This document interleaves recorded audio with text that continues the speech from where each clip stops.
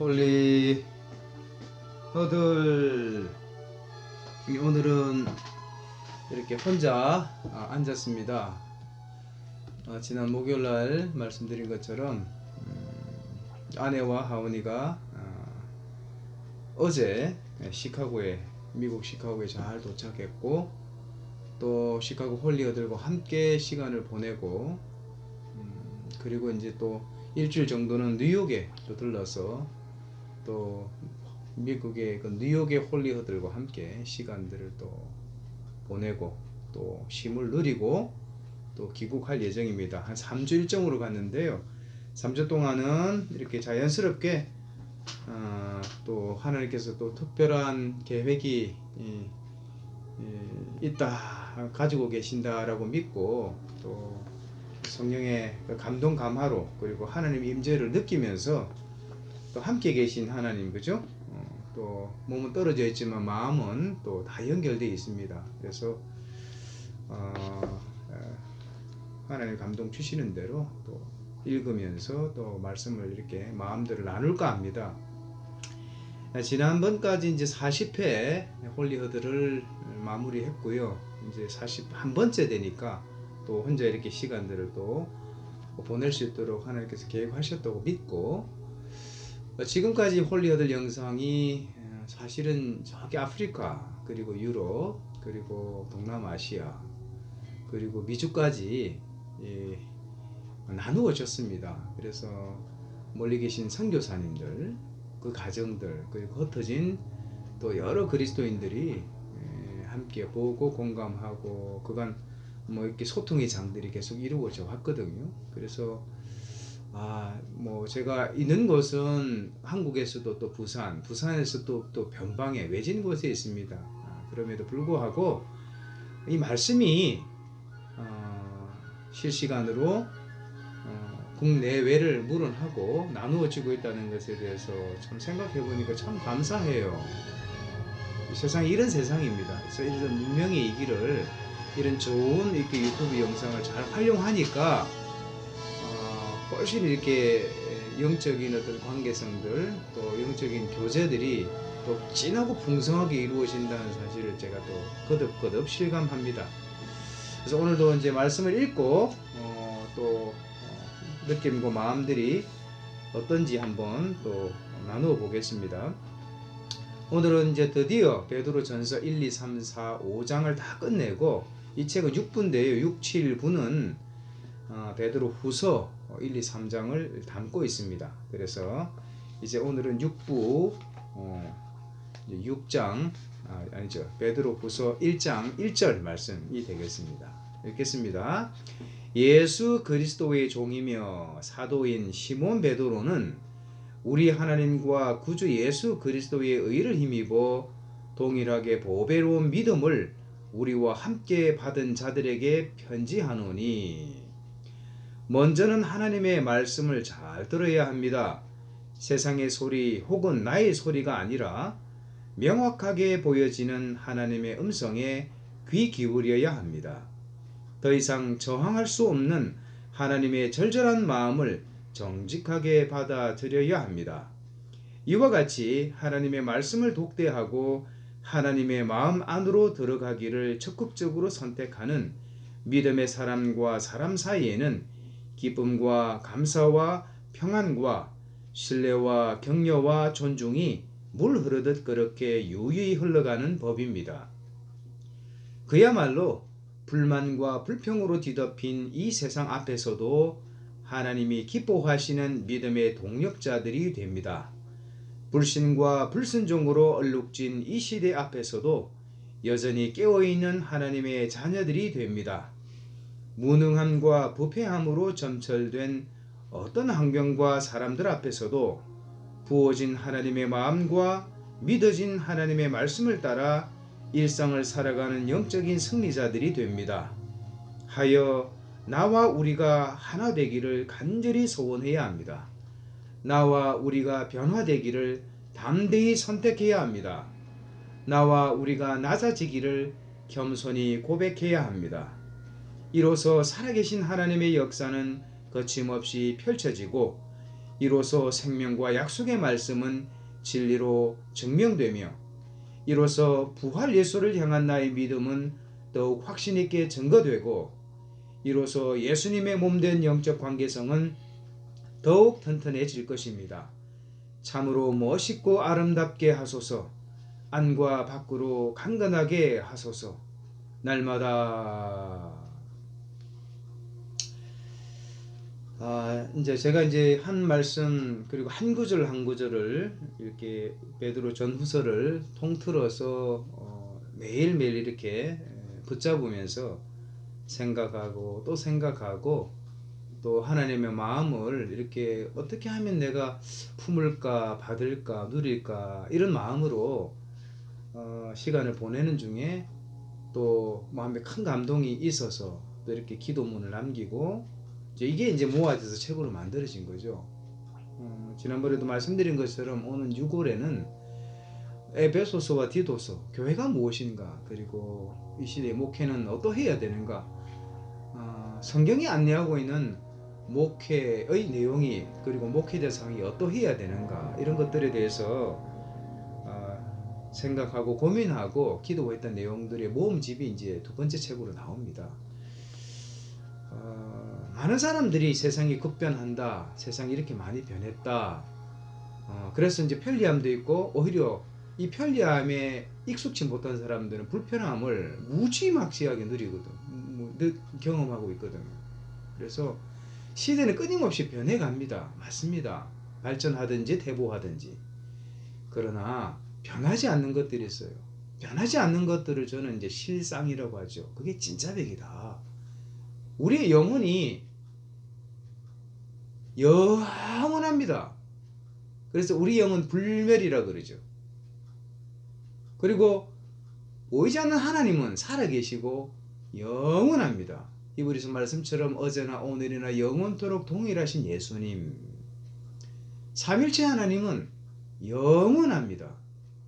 그리고 하나님의 입으로 나온 이 말씀이 영원합니다.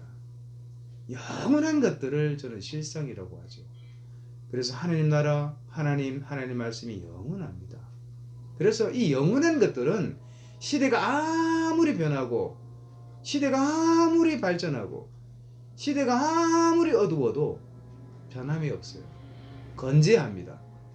많은 사람들이 기독교인들이 뭐 늘었네 줄었네 교세가 줄었네 늘었네 하는데요. 사실은 이 숫자 노름 자체가 허수입니다. 가짜배기 숫자라는 거죠. 진짜가 뭐냐? 실수는 뭐냐? 하나님 나라는 여전히 건재합니다. 아무리 시대가 어두워도 하나님이 왕으로 주인으로 통치하는 하나님의 통치 영역은 건재합니다. 그런데 우리가 이 하나님 나라를 어떻게 침범해가지고 내 것으로 만드느냐는요. 사실은 거저 주어지는 것이 아니라 그것을 얻고자 수고하고 땀 흘리고 그죠? 전진하는 사람들의 몫이란 말이죠. 하나님의 은혜로 정말 값없이 그럽니다. 사실은 예수님의 핏값만큼 가치가 있지만 은혜로 구원받았지만 구원받은 이후에 이 하나님 나라를 찌하게 경험하고 이 하나님 나라가 실상이잖아요. 눈에 보이는 것들 돈이든지 명예든지 뭐 부귀영화죠. 이런 것들에 우리가 사로잡혀서 진짜 볼 것을 못 본단 말입니다. 하나님 나라가 어떤지 하나님이 어떤 분이신지 예수님이 정말 부활하신 예수님이 지금도 살아계시는데 지금도 무엇을 하고 계시는지 우리 안에 확증을 그죠?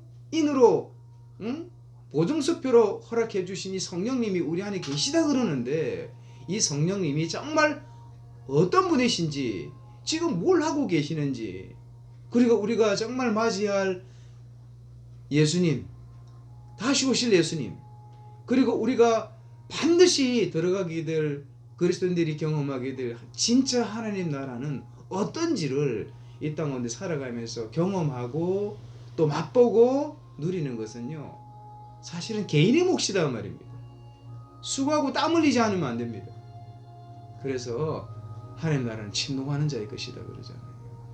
그래서 이 말씀을 말이에요 정말 한 절 한 절 이 말씀 속에 내장된 하나님의 마음 말씀의 저자는 성령님이라 그랬잖아요. 성령님의 그 깊은 마음들, 우리가 정말 이렇게 이 감각이 무디고 또 우리 영적 나태함과 게으름 가운데 노출되었을지라도 로마서 말씀 그대로입니다. 우리 안에 계신 성령님은 말할 수 없는 탄식 가운데 우리를 위해서 대신 기도하신대요. 왜냐하면 이 성령님이 하나님의 본의 의중을 정확하게 아시고 하나님 아버지께서도 성령님의 이 간구, 그죠? 성령님이 대신 아뢰고 있는 기도의 내용들을 정확하게 헤아리신다. 그래서 이 성경의 원저자이신 성령님의 그 마음이 어떤지를 매일매일 반복적으로 이렇게 발견하고 또 느끼고 경험하고 그리고 믿어진 대로 살아가는 것, 이게 너무너무 중요하거든요. 이게 자체가요 하나님 나라를 침범해서, 그죠? 내가 경험하고 내 것으로 만드는 과정입니다. 그래서 이런 그리스도의 삶을 지속적으로 점선이 아니라 실손으로 살아야 된다고 말씀을 드렸습니다. 감사하게도 우리 하은이가 출국 전에 사실 하나님의 참 이렇게 지혜와 이 영감이 뭐 그때그때 부어져 가지고 여러분이 또 한 번쯤 들어보셨겠지만 아멘이라는 찬양이 뭐 작사 작곡이 됐습니다. 그 외에도 이제 끊임없이 자작 활동을, 창작 활동을 하고 있거든요. 뭐 2년 전에는 이제 끄적이는 인생이라는 시집을 그간에 이제 뭐 성장기에 또 목회자의 이 자녀로, 그리고 개척교회 목회자의 자녀로 뭐 힘들고 어려울 때마다 사람에게 말 못할 얘기를 하나님께 아뢰고 또 그 마음을 토했던 그 끄적인 내용들이 모아져서 이게 시집이 되더라고요. 그래서 시집을 보면 그 안에 희노애락이 다 들어가 있어요. 그래서 오히려 연세 드신 분들이 인생을 많이 정말 산전수전을 겪은 분들이 정말 읽어보시면서 진한 감동을 받았다고 하는 실제적인 그런 어떤 얘기들을 많이 들었습니다. 그런 시집, 또 그리고 뭐 단편이든 중편이든 뭐 장편이든 이 소설을 끊임없이 창작 활동을 해요. 그리고 스킷이라 그러잖아요. 아주 짧은 영적 교훈을 담고 있는 드라마라 그럽니다. 그런 이 극본이죠. 시나리오 극본도 이미 뭐 몇 차례 만들고, 또 그러던 차에 언제부턴가 이렇게 또 음악을 또 만들기 시작했어요. 그러니까 이런 어떤 창작 활동이 그냥 하루아침에 이루어진 게 아니다. 그래서 가만히 보면 어릴 때부터 하나님 말씀을 뭐 저희들이 살아가는 삶의 내용 중에 사실 목회자이기도 하지만 하나님 말씀은 제일 중심이다 라고 생각했고, 또 아이들에게도 자연스럽게 이렇게 삶으로 그렇게 보여줬고, 아이들이 그걸 또 귀하게 받고 아이들이 삶 가운데도 성장계도를 적용해서 어떻든 이런 어떤 내용들이 차곡차곡 쌓이다 보니까 반복이죠. 이게 이제 하나님의 말씀이 역사해서 영감 어린 가사, 영감 어린 곡, 영감 어린 어떤 극본, 영감 어린 어떤 시, 이런 것들이 계속해서 나왔던 것 같고 앞으로도 계속 나올 것 같습니다.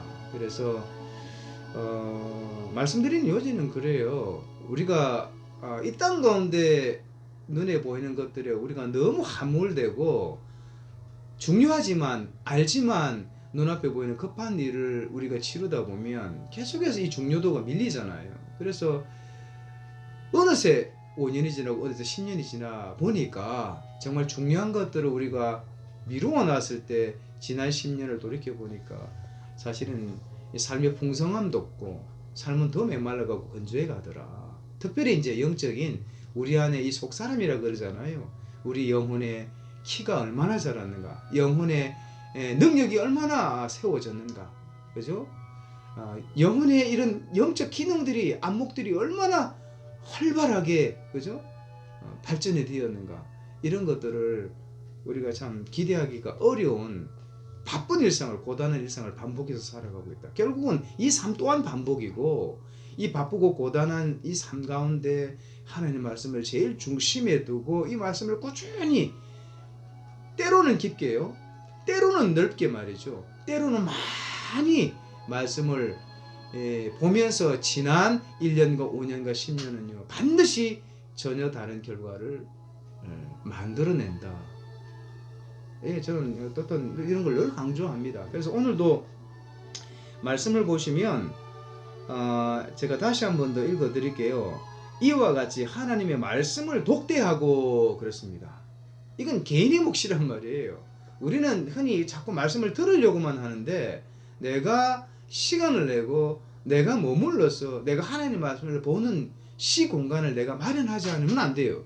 그래서 하나님의 마음 안으로 들어가기를 적극적으로 선택하는 믿음의 사람과 사람 사이에는 기쁨과 감사와 평안과 신뢰와 격려와 존중이 물 흐르듯 그렇게 유유히 흘러가는 법입니다.